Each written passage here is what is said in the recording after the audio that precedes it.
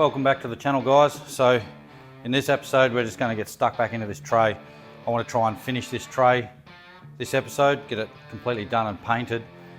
Shouldn't be an issue, but I am waiting on a steel delivery still, the actual floor plate, checker plate, because you guessed it, I changed my mind. I'm not going timber anymore, I'm going checker plate.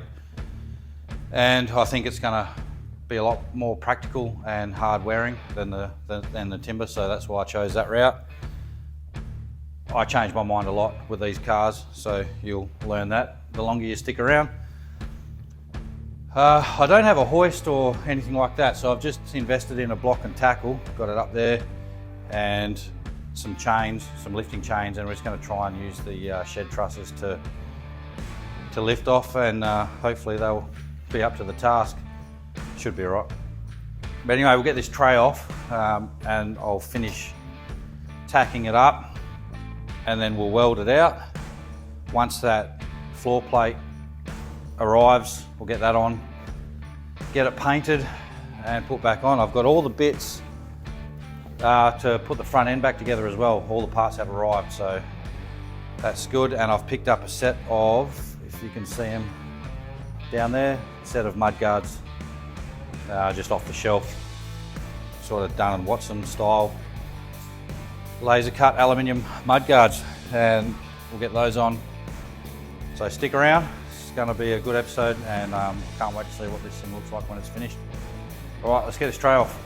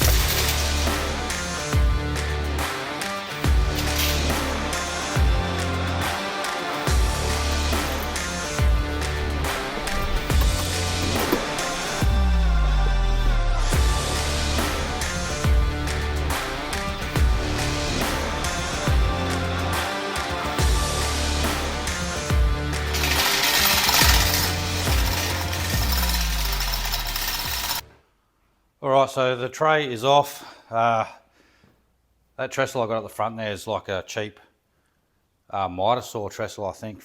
I don't think it's meant to take that much weight, not that there's a great deal of weight there, but it's yeah, it's pretty sketchy, so I might have to do something a bit more solid for that before we get started. I don't want it falling on me, but yeah, it's off. A hoist would have made that just beautiful, but unfortunately don't have one. Got to work with what we got. So anyway, let's get stuck into finishing this tray off.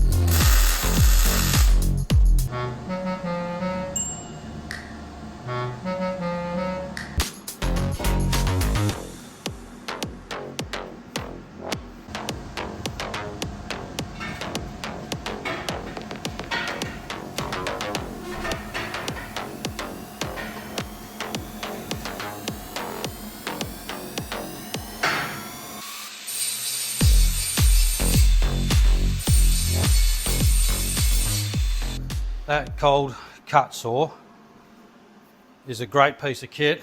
I'm so glad I upgraded from the abrasive disc chop saw to that. But not long after I bought that, Evolution released, at least in America, I don't know about Australia, a mitering one, which like where instead of the clamp moving to create the miter, the saw moves, so you can feed your material in straight and move the saw to get your miter, which is a much better idea than those ones where the clamps move. So kind of spewing I bought that now, because that's $800 worth of saw, and I would rather pay more and get the Evolution mitering one. But I'm actually now thinking, if you can, this is my recommendation for you guys anyway, if you can afford it, bypass all that shit and go straight for a bandsaw, a swivel head bandsaw. You're taking another jump up in price. I probably wouldn't buy one unless I could go swivel head, minimum 45 degrees in both directions, preferably up to at least like 60, some do up to 60. And it would have to have a full flood cooling system on it. So you are talking a few grand, but I mean, I've spent probably over $1,000 in those two chop saws. You know, bought the cheap one for 200.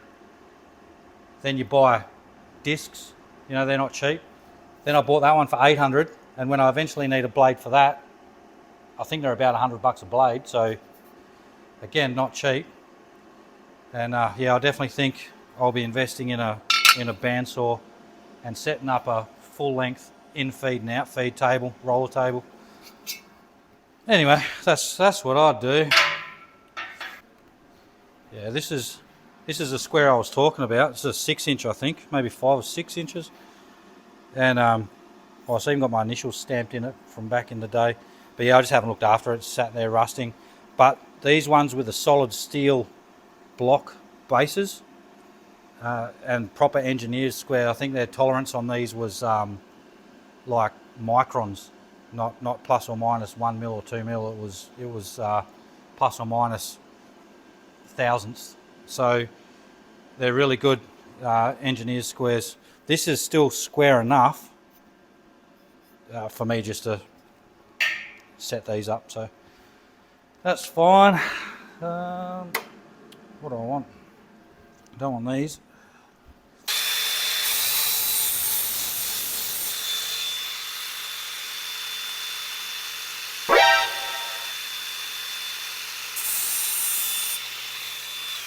Yeah, wondering what that grinding sound was, or that burning smell.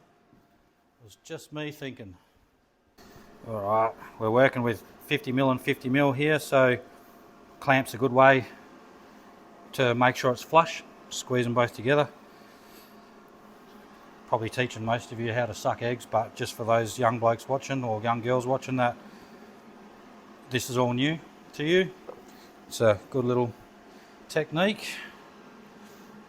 to make sure you flush, and it helps square it up to each other as well.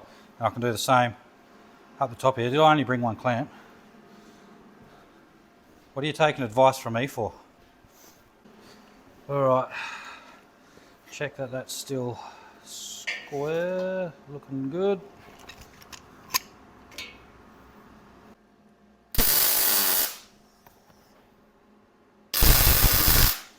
Now you probably noticed I didn't clean the top up here, and there's a very good reason for that,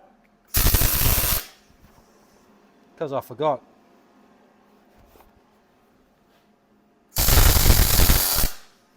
I'm in a rush.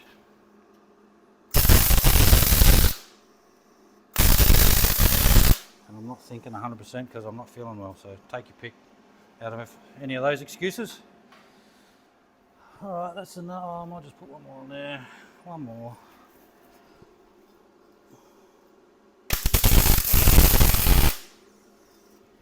Yeah. 514 and a half. And 16. So I'm going to push this out about 1.5 mil.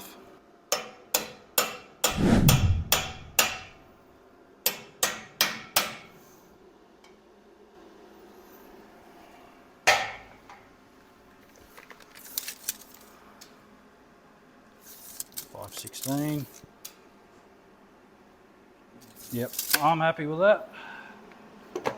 Happy with that. Let's get the square out of there.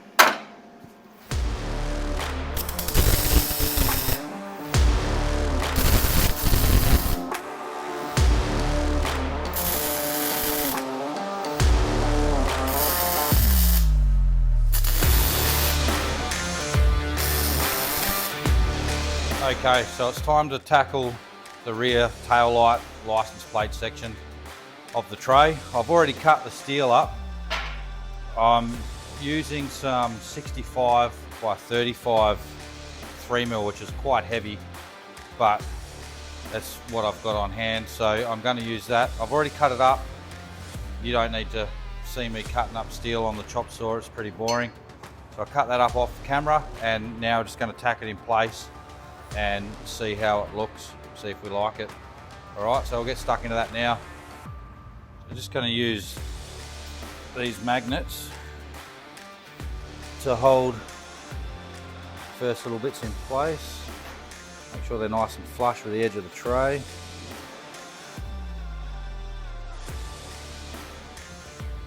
And all I've done is cut these on a 22.5 angle. So the two pieces will make a 45, then the next two the 90. If you'll see what I mean.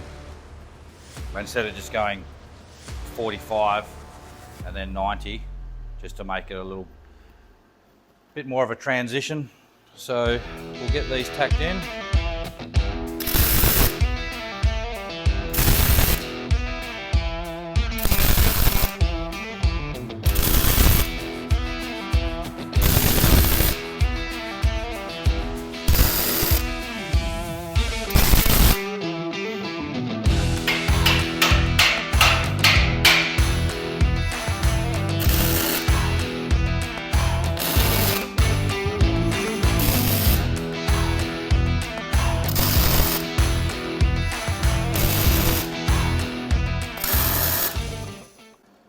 I think we'll just get away with that.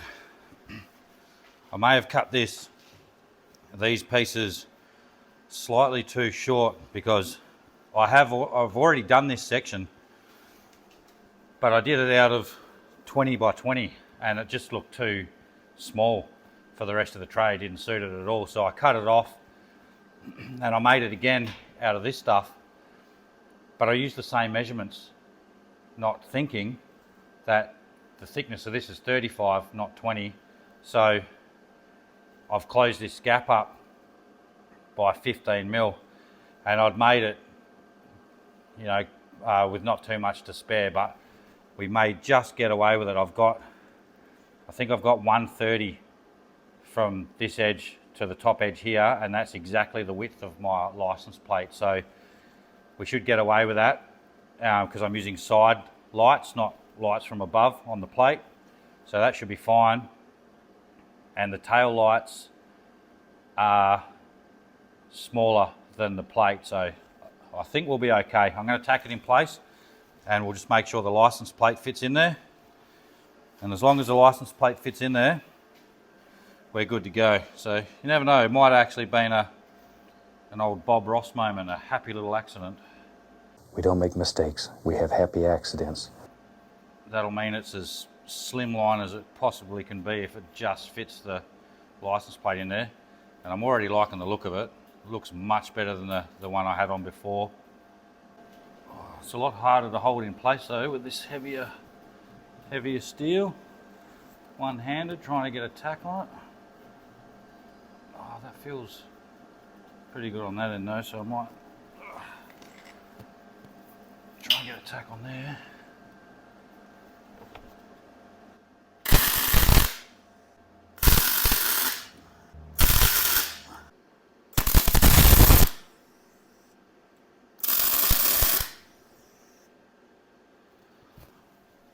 All right, let's test that dimension there for the license plate, and if the plate fits in there, which I think it will, it'll be very snug.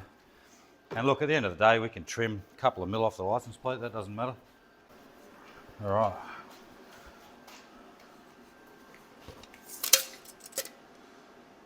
Or 131, yeah, we might be pushing it.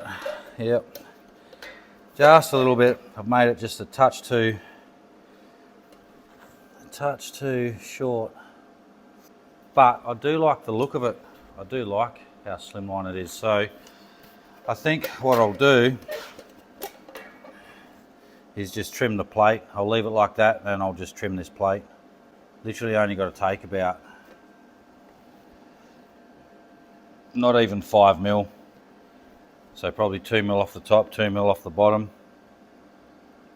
Won't even notice it and that'll sit in there perfectly. Side light on either side and then the square turn signal, stop and tail and brake light and reverse light from Light Fox, which I have ordered. They are on their way. Alright, happy with that. I'll just show you what I had knocked up that I took off, and I think you'll agree that this looks nowhere near as good. So I had that originally, which I decided was too long, came down too far, so I was going to take it off and take 20 mil off each of these to bring it up that 20 mil so it would sit about there, which would have made it perfect for the license plate. But I just felt it's too skinny. Like we're using all this 75 by 50, 50 by 50, and then to go 20 by 20 here, it just didn't look right. So took it off. This looks much better, I think. We just got to trim the license plate to fit because I didn't use my noggin and think that didn't account for the difference in material thickness. But you win some, you lose some. It's not a big deal. We can work with that, so that's what we'll do.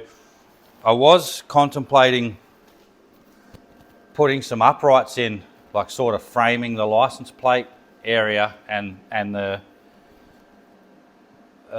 tail lights. I may still do that, I'm not sure. If I do, it'll be with 50 by 50, just so it matches up with this top edge here, and it won't matter on the back edge. It'd probably actually make it better because then when I sit the plate, I'll have an edge, a lip to sit the plate on while I stitch weld it out. Yeah, not sure. I might just cut a couple of bits of 50 by 50 and see what it looks like. Yeah, so I've got an offcut of 50-50 here. I might cut that up and just see what it looks like. So what did we end up with? Yeah, so you just fell a bit short of that 130. Oh well, so we've got 127, 128. Yeah, 128. So I cut two of these at 128.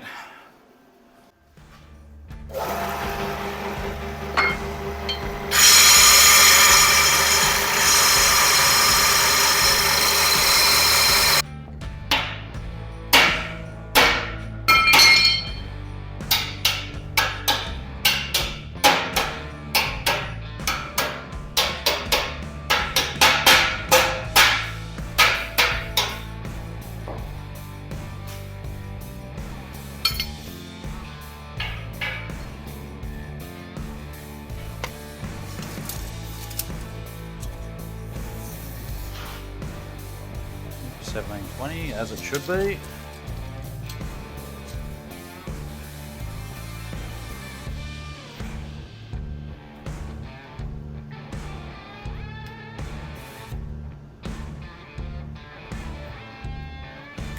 So 860 center.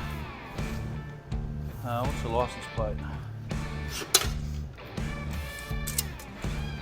License plate is 370, but we're going to need room for the lights. So if I allow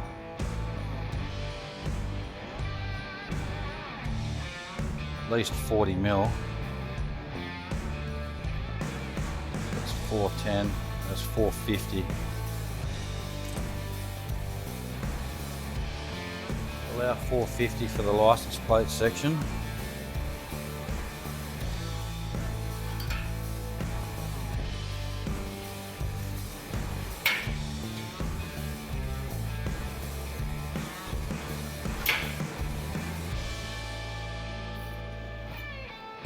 double check these measurements and make sure I've got enough room for the lights, which I'm pretty positive we do.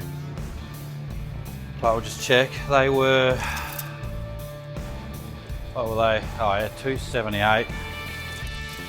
278, so absolutely heaps, that's 300.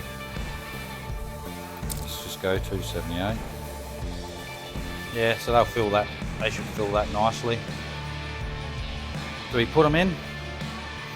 I think so, because it's also going to give us, when I put the plate on the back here, I can sit it on this edge up against the back of these posts, and it just gives me an extra place to stitch the plate. So I think we might put these in.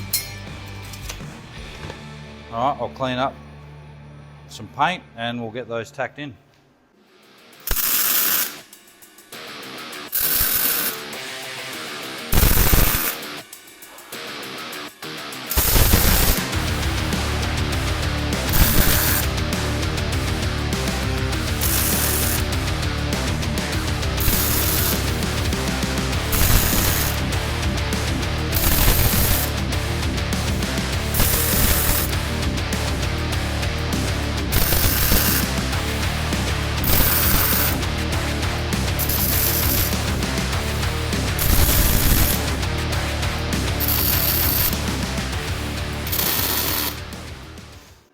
Okay, I'm happy with that. So, what next?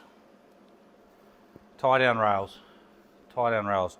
I need to go and get another length of 25mm tube.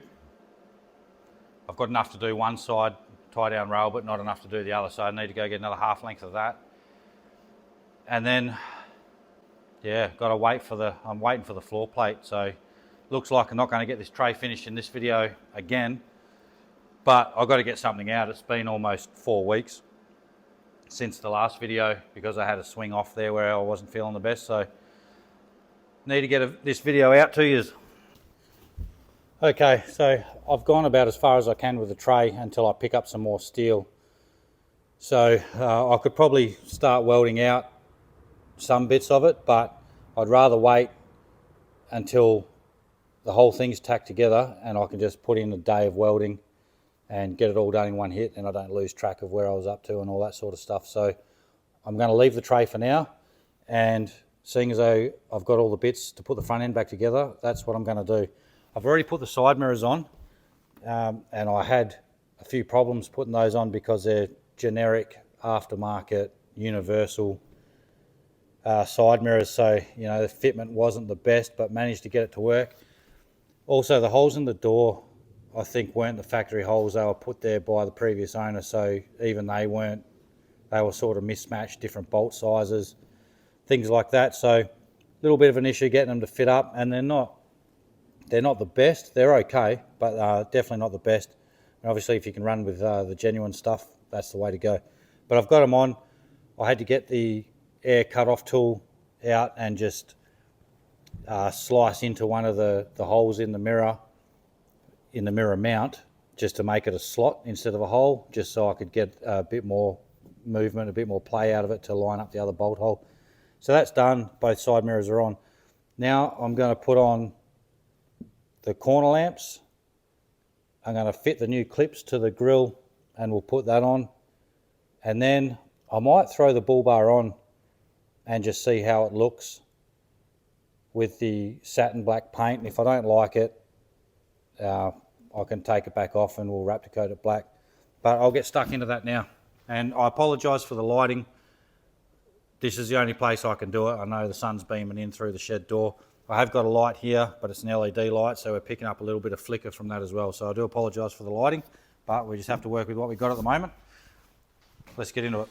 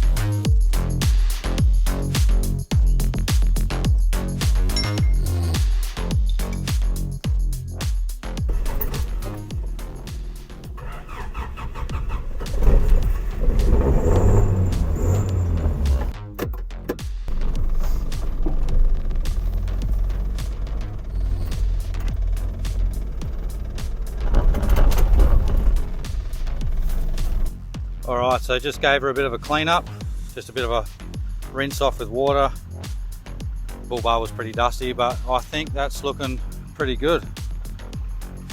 I know I said in the first introduction video I was going to do a full ground up resto on this one, but I've definitely changed my mind. The single cab's just not practical for me and my family, so I'm going to flip this one. I'm going to tidy it up, sell it, and then I'm going to get either a dual cab or a 4-runner wagon for the next project, and then that'll be my keeper and my daily driver, and from there I'll be looking for more projects. So I could definitely do a single cab after that, but probably be chasing extra cabs, to be honest. The one I really want to do a full, just go all out, balls to the wall restoration on, and you know, big lift, modification, engine conversion, paint job. Definitely an extra cab SR5 with the sunroof. But yeah, I'm pretty happy with that. I think that's looking really, really good. Once the black tray goes on, it's going to look excellent. Anyway, drop a comment, let me know what you think. Definitely need to get some spotties on that bar, but apart from that I think she's looking pretty good so far. But yeah, leave a comment, let me know what you think, guys. Well, unfortunately I think I'm going to have to leave this one there, guys. I've just run out of time. My steel deliveries are taking too long to get here. I still haven't got an ETA on the tread plate, so not sure when that'll arrive. Hopefully while I'm away at work next, and then the next swing it's here waiting for me. But this video's already over half an hour long anyway, so I'll leave it there, and in the next video we will put the sheets on the tray and completely weld it out and get it painted. I'll do the wiring off camera. I think it's pretty boring stuff, you don't need to see it, and it's not anything drastic. I'm just shortening the wiring for the tail lights and the indicators, and I need to do a little bit of wiring on the front because those corner lamps that were supplied arse about. The indicators turn the Parker lights on and the Parker lights turn the indicators on, so I just need to swap the globes over basically. Next episode we will have the rock sliders and side steps fabbed up and installed. We'll finish the tray, and that's about it. Just get those fabbed up and painted and put on, and that's it done. Then we'll take the old Luxie for a shakedown and a bit of a photo shoot, maybe do the Mundaring power lines, nothing too drastic, and then put her up for sale. And then I'll be on the hunt for a 4-runner wagon or a dual cab to be my daily driver. So anyway, thanks for sticking around, guys. Thanks for watching this far. Sorry I couldn't get everything completed in this episode. Make sure you guys leave a comment in the video below and let me know what you'd like to see. Let me know your thoughts, seeing as though you're the ones watching it. Anyway, thanks again for watching, guys. Make sure to give the video a like if you did like it, and it really helps to get it out to more people. Make sure to subscribe if you haven't already, and we'll catch you in the next one. Thanks for watching, guys.